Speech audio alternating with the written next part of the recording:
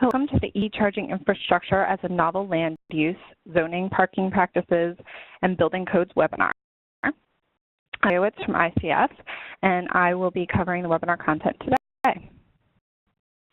Then I'd like to give a quick overview of the Driving to Net Zero project. DNZ for short is a 2-year project funded by a grant from California Strategic Growth Council.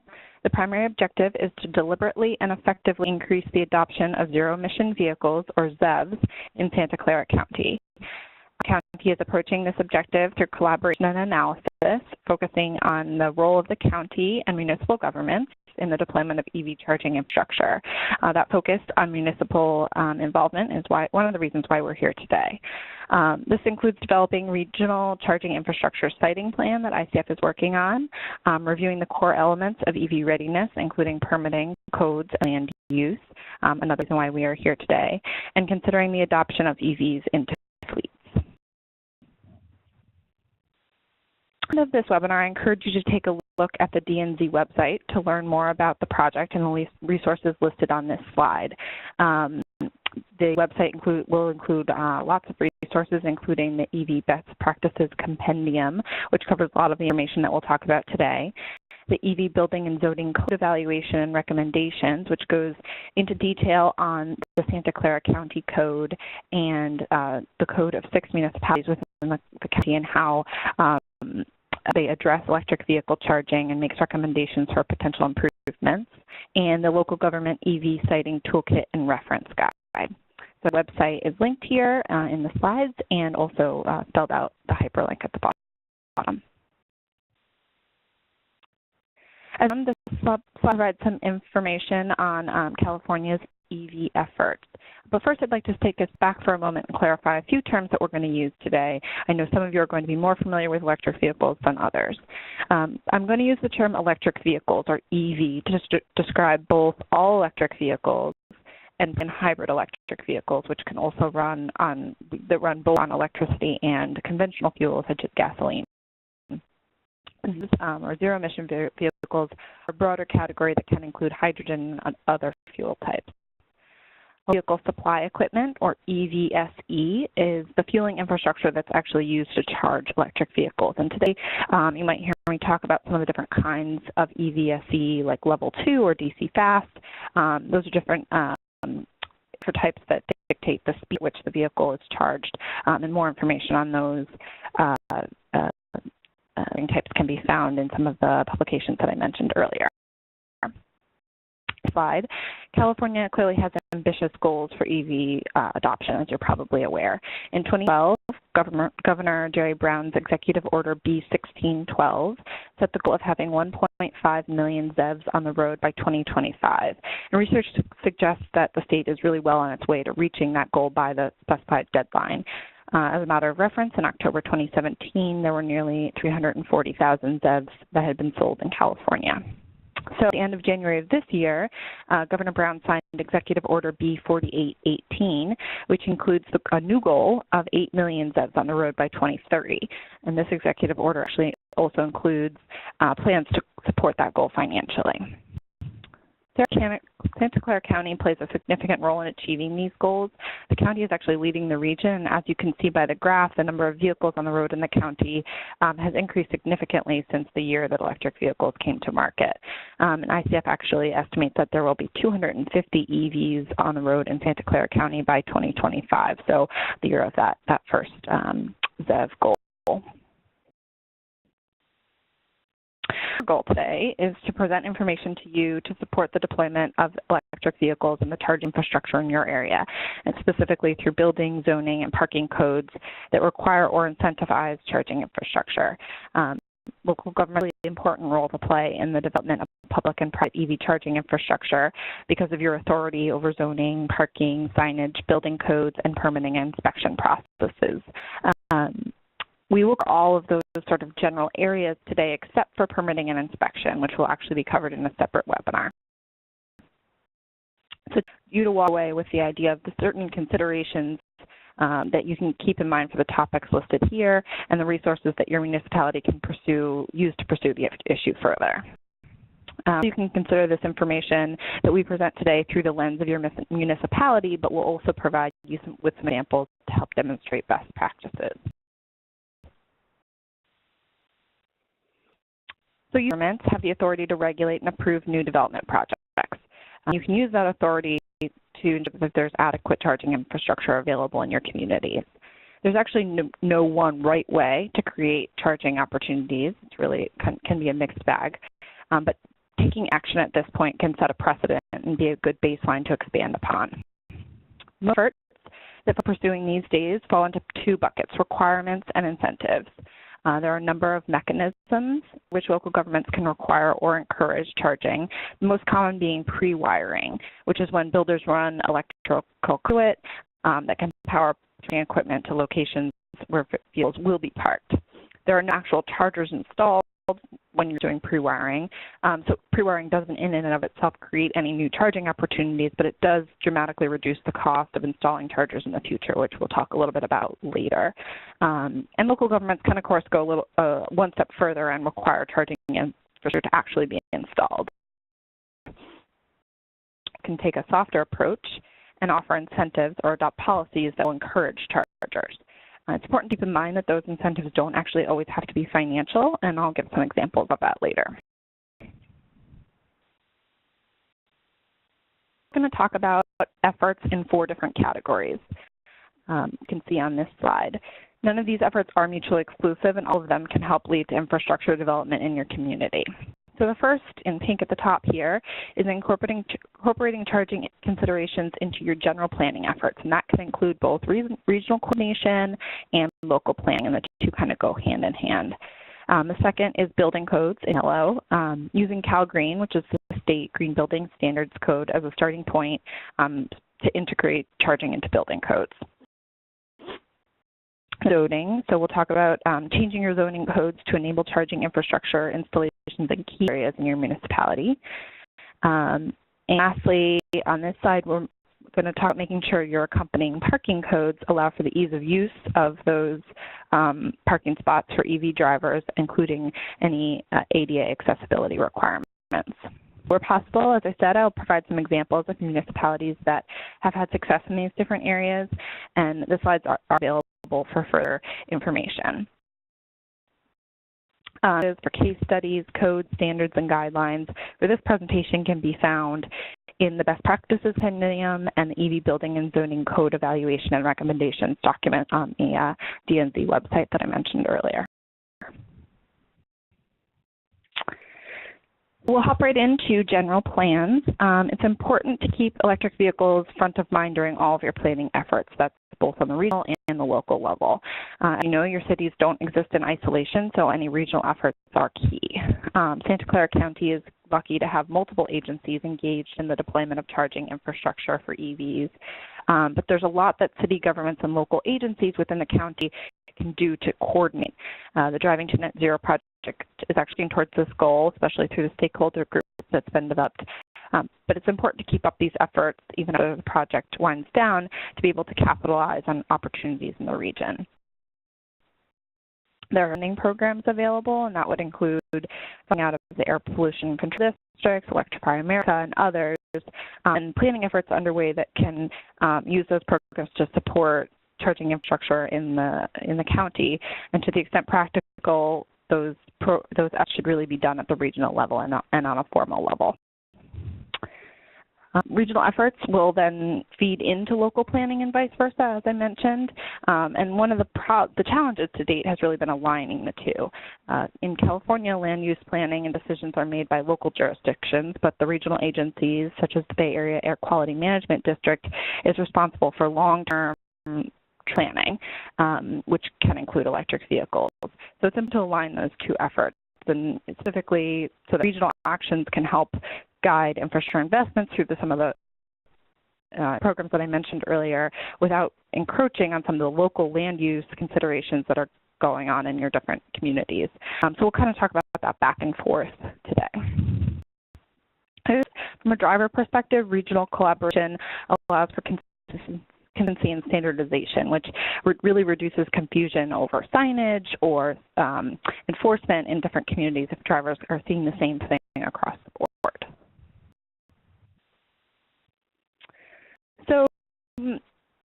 to local efforts in particular, take a moment to think about your local plans. That includes general plans, climate action plans, and similar documents.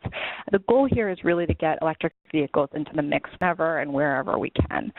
So there are likely opportunities to incorporate policies and goals that require or encourage electric vehicles into those charging plans if you haven't, into those plans if you haven't done so already. Particularly if you have environmental goals associated with those efforts, electric vehicles can really help you achieve those goals. These may be broader and less detailed than the building codes and zoning ordinances that we'll talk about later in this presentation. And for that reason, the policies and goals that are included might be voluntary or vague, and they might not contain specific details. For example, specifically where you think chargers need to be sited. But even voluntary and vague policies can provide a basis for your government to negotiate developers, for instance, to install chargers during discretionary review or for other actions moving forward. And agreeing to commit to electric vehicle charging during the planning stage can really set the stage for more detailed implementation through those building and zoning codes that we'll talk about later. It's important to remember that incorporating implementation strategies like related to EVs into your general plans and climate action plans can really help streamline environmental review down the road. So that's because CEQA guidelines allow lead agencies to streamline project level environmental review off of those plans. So getting, the point really is that getting electric vehicles into the plans may seem like a baseline effort, but can really help you down the road. And then your peer governments really do report that amending general plans to encourage EV development is the first step, building consensus among policymakers and also the public to support more specific measures. Some examples of policies that may be incorporated into plans that require to incentivize spectrum that I mentioned earlier. So a planning document might encourage or require charging stations at specific land uses or sites where your government sees development opportunities or anticipates high demand for charging. Some of the key considerations on the right side of this slide that can help you determine what are the most appropriate ways to go about this are the first being to consider what is getting updated next. The number of electric vehicles on the road is growing really quickly, and so the best opportunity to get EV ready is usually the most imminent one. And as you know, unless you've been specifically directed to update plans, ordinances, or codes to increase charging opportunities, usually those changes are only made when there's some sort of comprehensive update to the codes and standards. So this can be a complex process and happens relatively infrequently. So it's important to watch for opportunities to incorporate policy language, incentives, requirements into both those codes and ordinances, but also into the planning documents. The next question is, how much new development will there be? As you see later in the webinar, most of the methods for incorporating EVs into land use apply only to new development. So it will actually fund property owners to install chargers in existing developments. You'll probably have little authority over the charging infrastructure that goes in those existing buildings. So any buildings changes to building codes and zoning ordinances will only be worthwhile if you anticipate lots of new development in your community. Otherwise, you might be better off enacting policies and incorporating them into planning documents that provide sort of that basis for negotiating with developers as opportunities arise.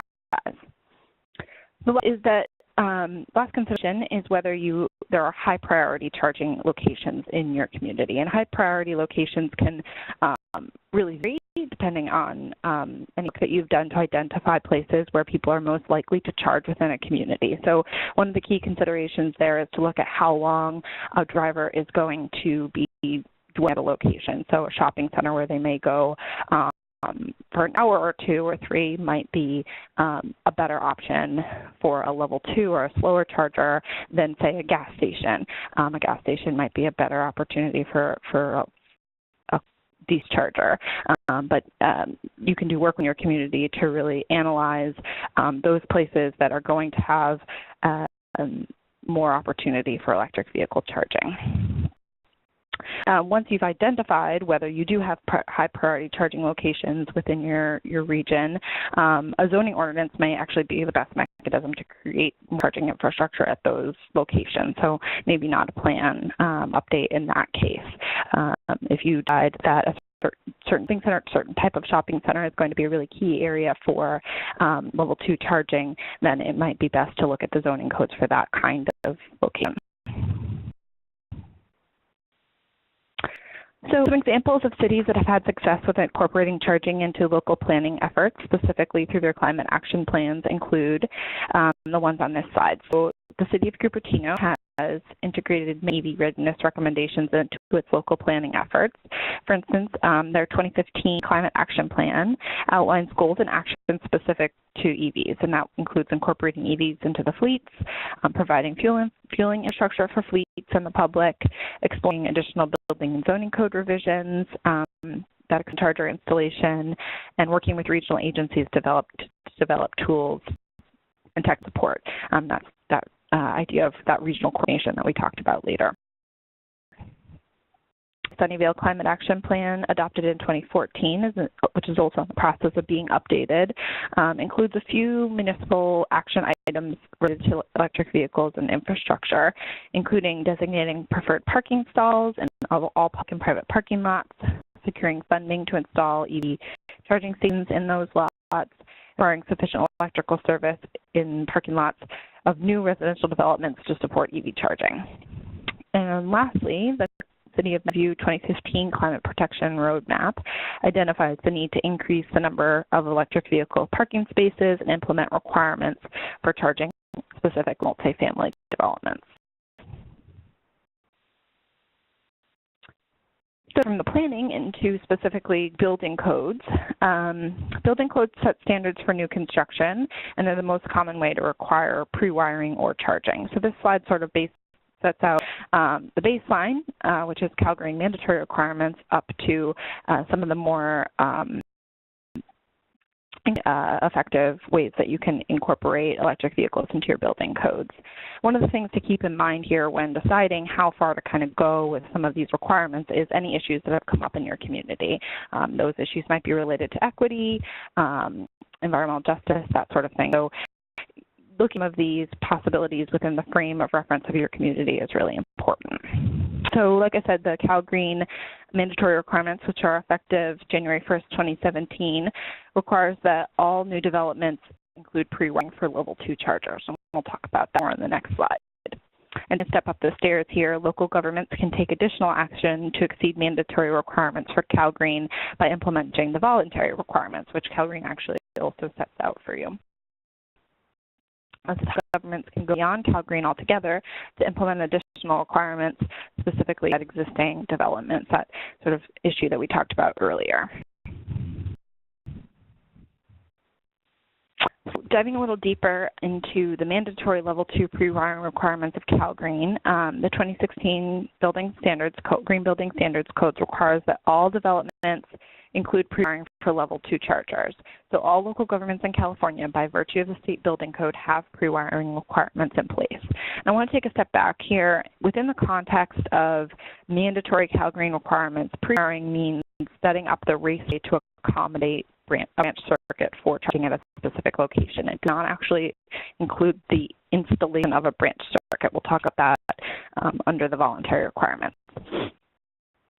So the CalGreen's mandatory requirements say that new single-family homes and townhomes with attached garages must pre-wire locations where vehicles are going to be parked.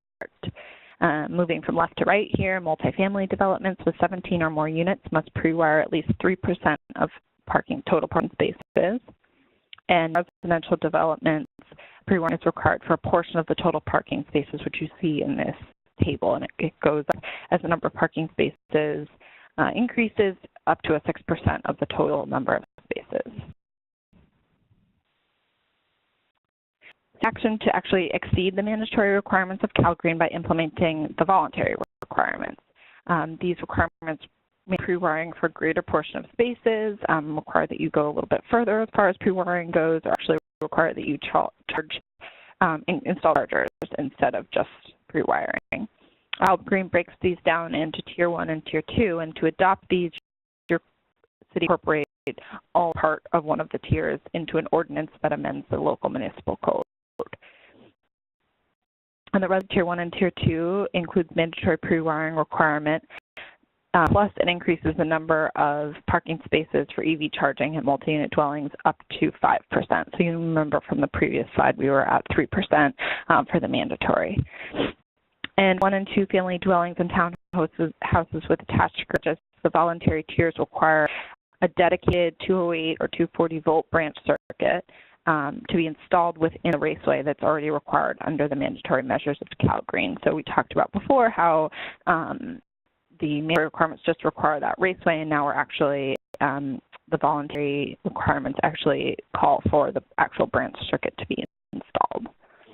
In non-residential measures is where another different slide, so this table sort of covers that.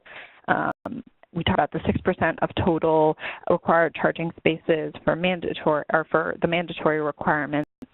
Tier 1 of the voluntary requires developers to designate 10% of total spaces for clean air vehicles and facilitate future installation of EV infrastructure at 8%. And 2 increases those numbers to 12% and 10% respectively.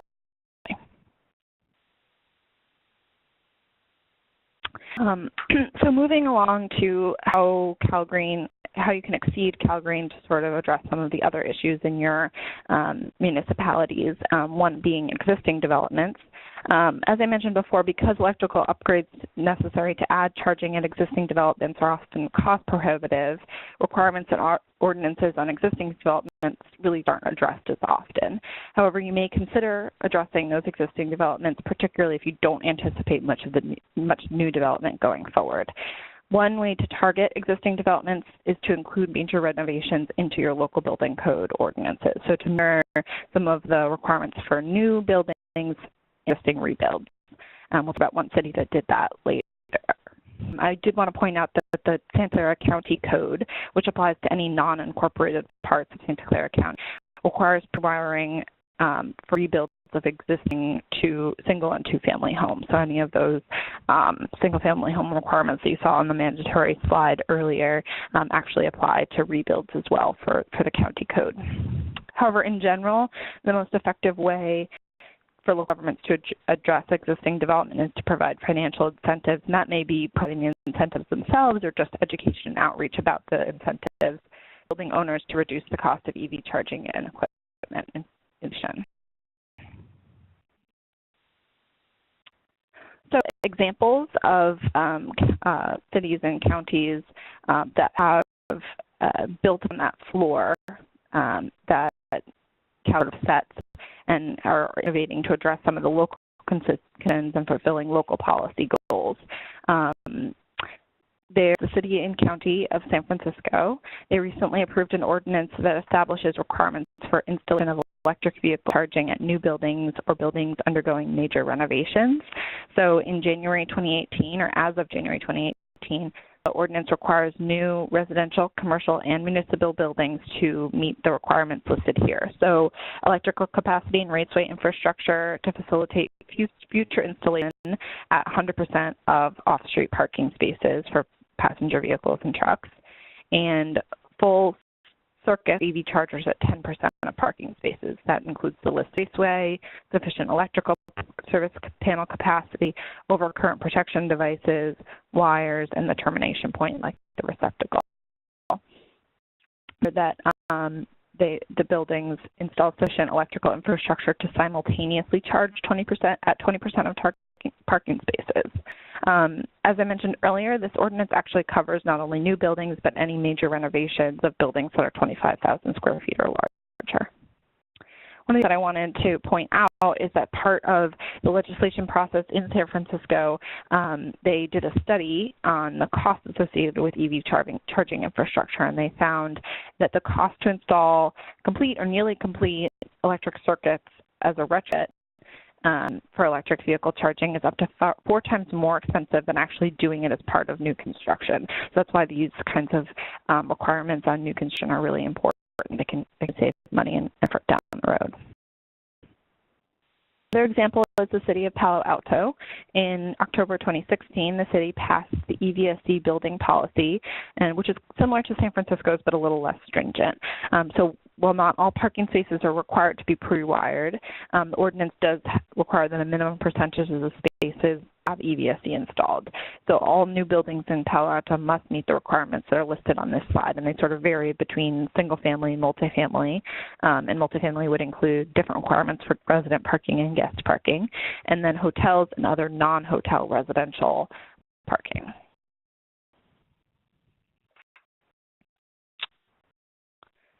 The City of Oakland in December 2016, the city passed an EVSE policy. So as of March of last year, 2017, builders in Oakland are required to provide the levels of EV infrastructure in new multifamily and non-residential buildings that are shown in this table. So as the requirements increase, as the number of spaces increases, but there are requirements for full circuit, conduit, which will include that wiring and raceways, and then electrical panel capacity for each increasing number of spaces. Moving on from building codes to zoning. As you know, local governments specify how much parking should be provided at different locations or land uses through their zoning ordinances and also through their development guidelines and standards and the accompanying parking codes that we'll talk about later. These documents can also include charging requirements and incentives. The first step in drafting ordinances and updating zoning code is to establish a clear definition for electric vehicles and the related infrastructure, because without a clear definition, developers, EV owners, and others might be hesitant to install the infrastructure. So this gets back to sort of the consistency issue that we talked about earlier. So if you're looking for a place for definitions, kind of actually a great place to start to look for those definitions. Those that are used in building code ordinances can also be applied to zoning. Making sure you have your sort of definitions in place, the next step is to make sure that EV parking with chargers counts towards your minimum parking requirements. So your jurisdiction may have minimum parking requirements that specify the number of spaces that a developer must provide for construction and the different land uses in your municipality. For those jurisdictions, if EV parking is not counted towards the requirements, it can actually discourage developers from installing charging infrastructure. And that's because they might have to add more parking in order to do so. So amending the zoning or parking code to allow EV parking to count towards the overall parking requirements allows developers to provide that parking without increasing the total number of spaces that are required. This is similar to the way that a lot of governments actually treat that ADA accessible parking. So why tackle zoning ordinances if you already covered EVs in your building code? The reason is that ordinances and development regulations require are similar, but they require a little bit more, or they allow for a little bit more nuance and flexibility. So the ordinance can be used to increase charging in those high priority locations that we talked about earlier. So whereas building codes category used broadly as residential or non-residential, for instance, zoning ordinances can be a little more nuanced, distinguishing between residential districts of different densities, non-residential districts with different types of uses and high activity areas such as downtowns and transit stations. That means that these ordinances have a little more flexibility to focus on new infrastructure where it really matters the most for your municipality. And that could include a downtown area, shopping center that we mentioned earlier, or a certain employment center where workplace charging might be appropriate. Zoning ordinances offer more flexibility about how to implement new infrastructure. So a government could require actual charger installations at new developments in specific areas through a zoning ordinance, or they could offer developers incentives such as density bonuses in exchange for providing increased charging opportunities. Again, that's an example of one of those non-financial incentives that I talked about earlier. Examples of cities that have addressed charging infrastructure in their zoning code include the ones on this slide. The city of Emeryville's planning regulations require 3% of parking in parking facilities with 17 or more spaces that serve multifamily and lodging uses to have charging. For all other uses, charging stations are eligible for development bonuses. In Lancaster, their municipal code charging stations within single or multifamily garages or carports, and it's permitted as an accessory use. And last, for the city of San Carlos, the municipal code has density bonuses for parking with charging stations. So these are some great examples if your municipality is looking for hope that sort of addresses some of these issues. Back, this table provides a brief summary of the key aspects of the existing building and zoning code provisions that we talked about earlier in various Santa Clara County jurisdictions. And that includes the county and 6 municipalities within the county. So you can see here all of them have adopted by virtue of the state building code, but that would just be the mandatory, and you can see what some of the different cities are doing as far as meeting some of those voluntary requirements or even exceeding them for the different building types. And then all the way on the right, you can see some of the cities that have tackled that relevant zoning language. So turning to parking, so establishing the policies and strategies through your building and zoning codes to encourage EV infrastructure, it's important to take the next step to amend parking ordinances to specify regulations apply to those parking spaces. The goal of this is to ensure that EV drivers have unobstructed access to EV charging, and also it can help make sure that local governments can recoup the costs of any public charging equipment that they may install, own, or operate. Coordinating EV parking, local governments consider definitions, restrictions, enforcement policies, time limits, fees, signage, and incentives. We'll talk about some of these in more detail on the following slides.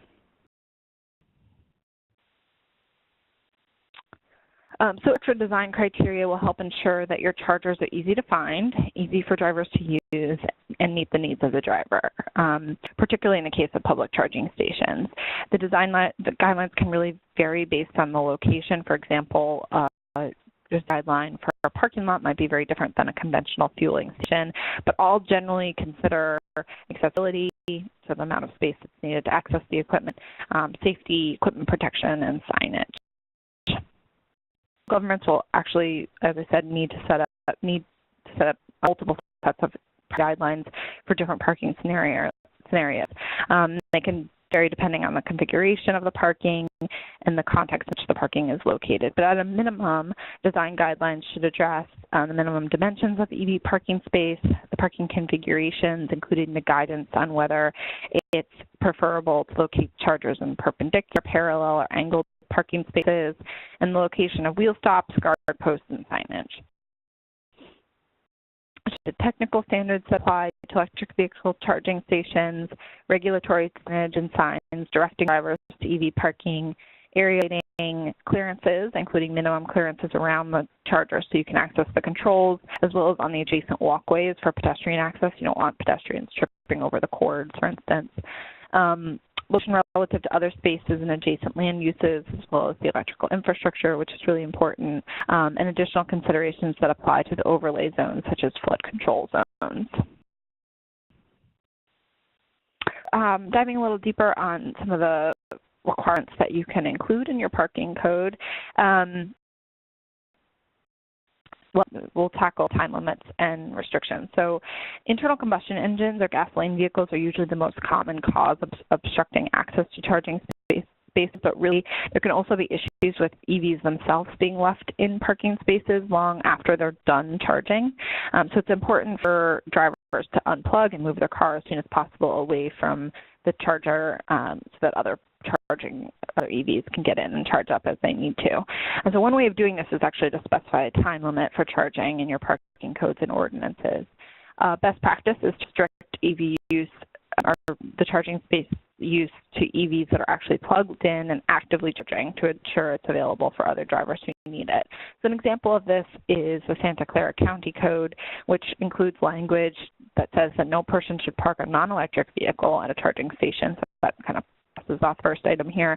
And then also the charging stations are intended for use for EVs that need to be charged. So EVs utilizing the service or parking for longer than is designated by the signage, which we'll talk about in the next, are subject to citation, which we'll also talk about here. Signage is important because it helps drivers identify, navigate to charging, and clearly states any time limits and restrictions that improve access access charging.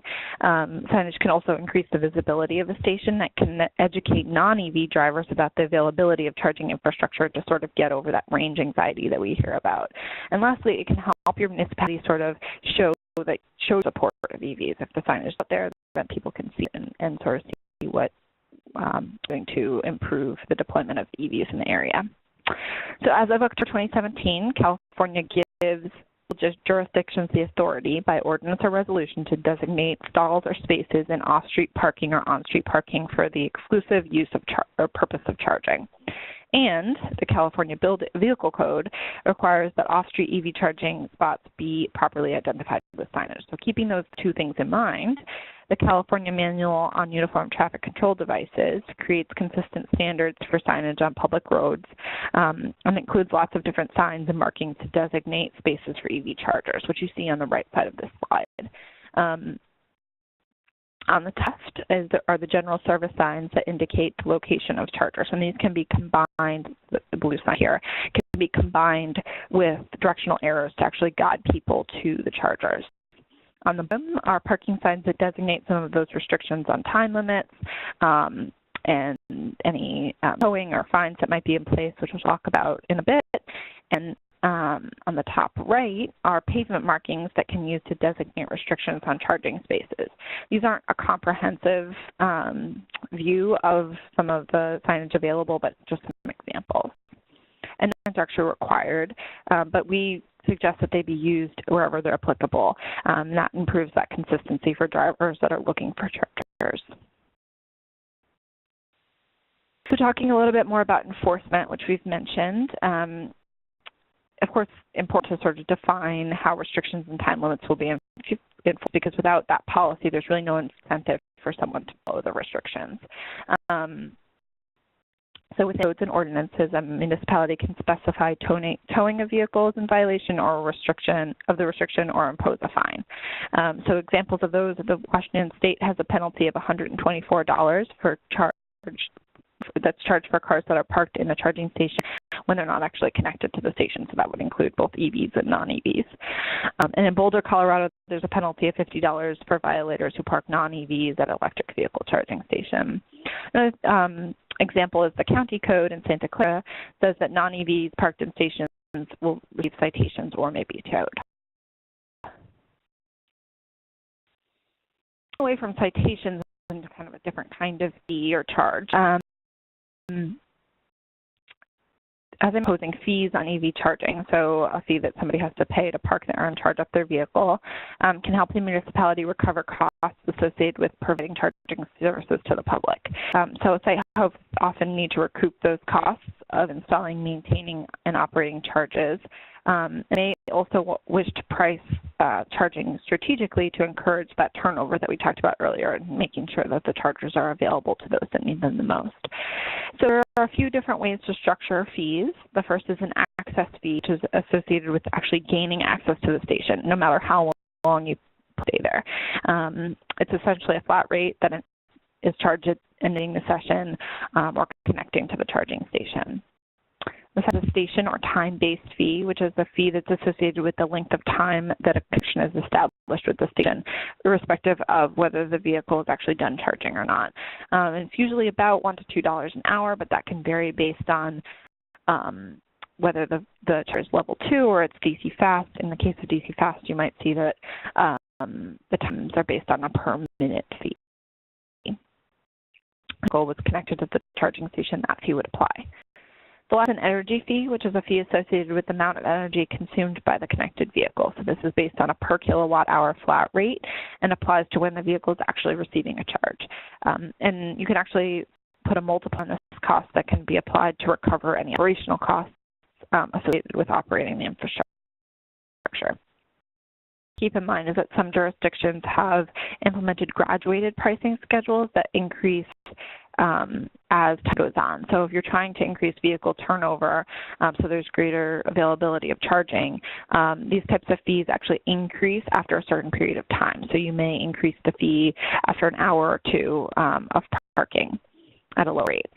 And the other thing we try to tell people is that fees should periodically be reassessed to ensure that costs are being recouped and the stations are being utilized. So you can restructure your fee structure in order to make sure you're meeting your goals. So is the city of Palo Alto in California, which charges 23 cents per kilowatt hour to recover the cost of EV charging stations at city facilities. And this is actually in addition to a per hour connection charge, as well as a discretionary fee of up to $5 per hour after vehicles finish charging. So that's actually referred to the electric vehicle charger connection overstay fee. Another topic that we're going to talk about today is ADA accessibility. So if charging is installed in a parking lot that will need to be available to the public, needs to be donated so that it meets the California requirements for ADA accessibility. And we break those down into two different sort of categories here. Under the California Building Code, all chargers at multifamily built non-residential developments are required to be accessible to people with disabilities. So it's important to keep those requirements in mind if you're planning to install chargers, because they really do impact the spatial requirements and the cost requirements of installations. So the first category here is multifamily dwellings. CalGreen, in addition to the requirements that we talked about earlier, says that 1 in every 25 of the charging infrastructure spaces, and at least one, is required to have ADA access. And that is specifically that the aisle is 8 feet wide, though that will be reduced to 5 feet if the space is already over 12 feet wide, and also if the spaces are relatively flat.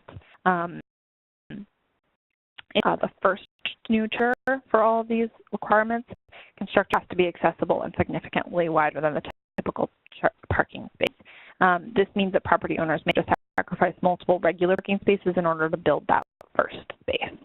The California Building Code addresses non-residential developments, which require 1 in every 15 newly installed chargers at public locations to be accessible. And there are actually 3 different types of design standards for accessible parking spaces in these non-residential developments. And they include ambulatory parking spaces, which are designed for people with disabilities who do not require wheelchairs, but may use other mobility aids. Accessible spaces that are designed for people who use wheelchairs and can operate their own vehicles, and van accessible spaces for vehicles carrying people who use wheelchairs and cannot operate their own vehicles. The label here on the right side of the slide shows the of each type of accessible space that's required at the non-residential locations based on the total number of chargers at that location.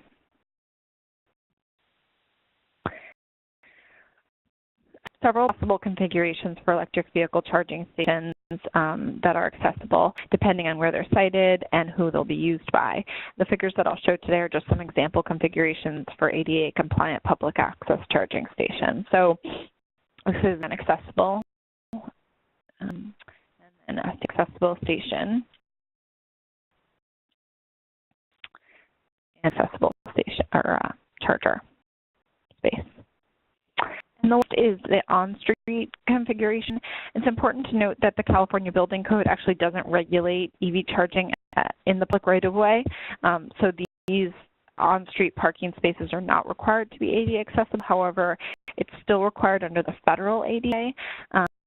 That said, the federal ADA doesn't have explicit regulations, so it's up to site hosts to provide an accessible solution that's acceptable to the local jurisdiction. And for you, the local jurisdiction, it's important to decide what is going to be accessible or acceptable for these on-street configurations. Brings us to the end of most of our content today. Just to review some of the key recommendations to keep in mind based on the different items that we talked about on the webinar today. Key recommendations include the focus on regional coordination and local planning to ensure that there's a back and forth here and those two efforts align. Getting electric vehicles into the mix on various planning documents. That would include climate action plans or general plans. Assessing building codes, and that includes existing and new residential and non-residential development, to encourage minimum charging installation or pre-wiring requirements, either through CalGreen or otherwise. Making codes count EV parking towards minimum parking requirements. assessing codes to include charging requirements and incentives, focusing on high priority locations. Assessing accompanying parking codes to ensure they allow for unobstructed access to chargers for drivers. Assessing ADA accessibility requirements. And as a reminder, it's important to, for more information, I would suggest referring to some of the publications that are available on the DNZ website. Thank you.